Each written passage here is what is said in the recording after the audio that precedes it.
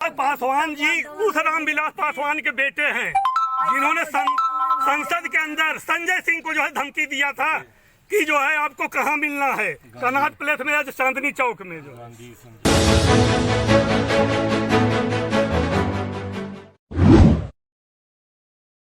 लोजपा रामविलास के राष्ट्रीय अध्यक्ष जमुई के सांसद चिराग पासवान आज उत्तर प्रदेश के कौशाम्बी पहुंचे, जहां विगत दिनों पूर्व पासी समाज के 3 लोगों की हत्या निर्मम तरीके से कर दी गई थी। चिराग पासवान उन सभी मृतक के परिजनों से मुलाकात कर घटना की विस्तृत जानकारी लिए।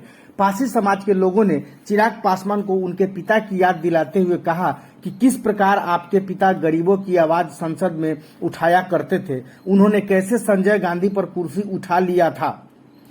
दंडी की बॉडी को इमामगंज से जब टर्न किए सीधा गंगा घाट ले जाने को हमने कहा हम आपके गाड़ी से पूछ जाएंगे। हम फोन करने लगे, आगे 2 पुलिस बैठी थी, हमारी मोबाइल छीन हमारी मोबाइल छीन ली। हम फोन कर जबरदस्ती हमने एक काल अपने भाई को बताया कि जबरदस्ती बॉडी गंगा घाट जा रही है, वहाँ दफना देंगे लोग, और जानवरों की तरह दोनों बॉडी को जिसे भी खुदा मुंडवा दिया गया, कोई सुनाई नहीं। बॉडी को एक मिनट हम और राजीव पासवान ने विरोध किया कि हिंदू धर्म है, इसको रोका जाए। दोनों लोग तब रात में बॉडी रोक राजनीति के उसमें थे, सही बता रहा लड़का। मैं तो रात में नहीं होने दिया मिट्टी में। हम और राजीव भाई ने विरोध किया पूरा कि नहीं गंगा घाट। चिराग पासवान ने जिलाधिकारी से फोन पर बात कर घटना की विस्तृत जानकारी ली तथा प्रशासन द्वारा उठाए गए कदमों से भी अवगत हुए। पासवान बोल रहे हैं साहब, हम यहाँ आए हुए थे कौशाम्बी में, जहाँ पे घटना घटी है। जानकारी है ही आपको इस विषय की पूरी, क्या क्या हुआ है, इसके ऊपर आगे कार्रवाई आप लोगों के माध्यम से।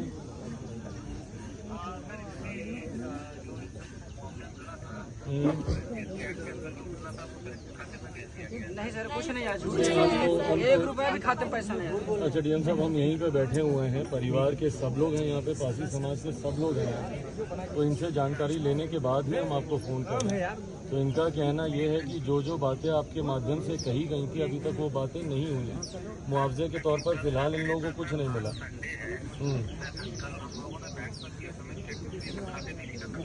हाँ, पक्का कल सुबह पहुंच जाएगा। हाँ हाँ, ये तो SC/ST वाला मुआवजा हो गया। और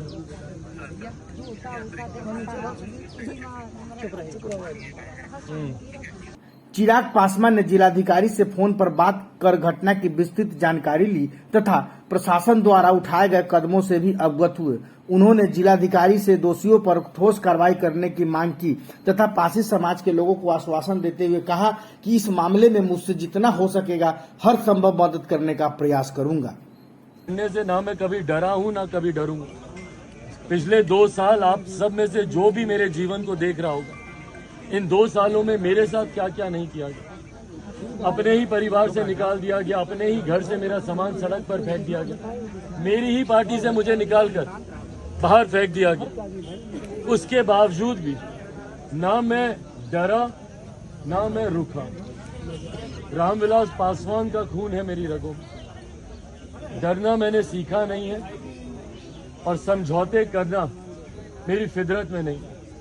आज भी जिस विषय को लेकर यहाँ आप लोगों के बीच इस दुर्भाग्यपूर्ण परिस्थिति में आज आना हुआ, जो लोग गए उनको तो हम में से कोई वापस नहीं ला सकता। उनकी आत्मा को शांति मिले, बस यही कामना हम लोग कर सकते हैं। पर सही मायनों में उनको श्रद्धांजलि तभी हम लोग दे पाएंगे जब उनके परिवार को न्याय मिले, और इस न्याय में पूरी मजबूती से, और इस बात को कहने में मुझे कहीं कोई संकोच नहीं है, आप लोगों से 2 कदम आगे बढ़कर ही आप लोग चिराग पासवान को पाएंगे। मेरे प्रयासों में कहीं आपको कमी नहीं मिलेगी।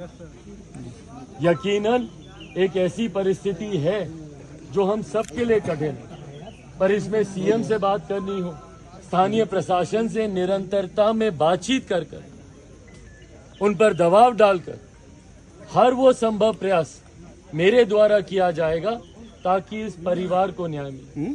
और वो सिर्फ आर्थिक न्याय ही नहीं, वो सामाजिक न्याय की भी लड़ाई है। जिस तरीके से आप सब लोगों ने बताया कि गाहे बगाहे रह कर इस समाज के साथ ये उत्पीड़न होता जा रहा, अलग अलग जिलों में ऐसी घटनाएं हो रही, उसका भी कैसे स्थायी समाधान निकले, इस विषय को लेकर भी राज्य सरकार और प्रशासन के साथ एक गंभीर चर्चा न सिर्फ लिखित रूप में बल्कि मौखिक तौर पर हम सब लोग बैठकर करेंगे। जरूरत पड़ेगी तो एक प्रतिनिधि मंडल हम लोग सब मिलकर जाएंगे और मुख्यमंत्री के साथ बैठकर तमाम इन घटी हुई घटनाओं की जानकारी उनके संज्ञान में देंगे और ये विश्वास उनसे लेंगे कि पारसी समाज भी उन हक अधिकारों की लड़ाई लड़ना जानता है जो हमारे हैं, और अगर वो हक अधिकार अगर हम लोगों को नहीं मिले तो उन हक अधिकारों को छीनना भी इस समाज को आता है। हमारे नेता आदरणीय रामविलास पासवान जी ने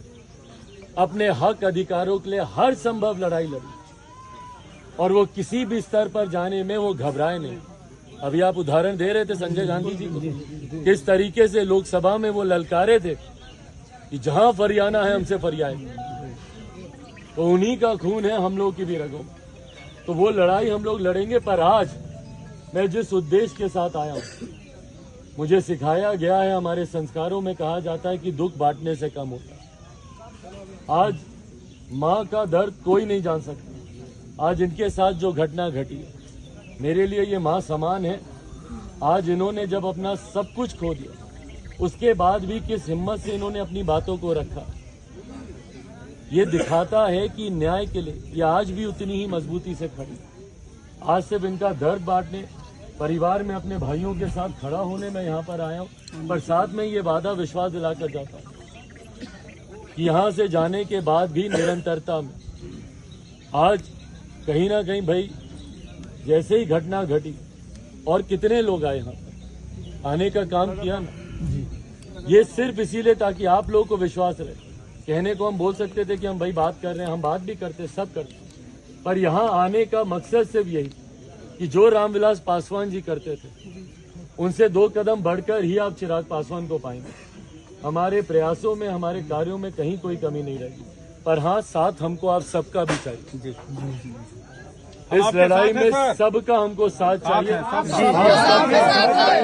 साथ तो हैं, हम भी लेकिन मजबूती से आगे कब बढ़ेंगे और चलेगा अपनी इन विरोधियों? हक को हम लोग पाएंगे। बस साथ दीजिएगा, हमारा विश्वास रखिएगा।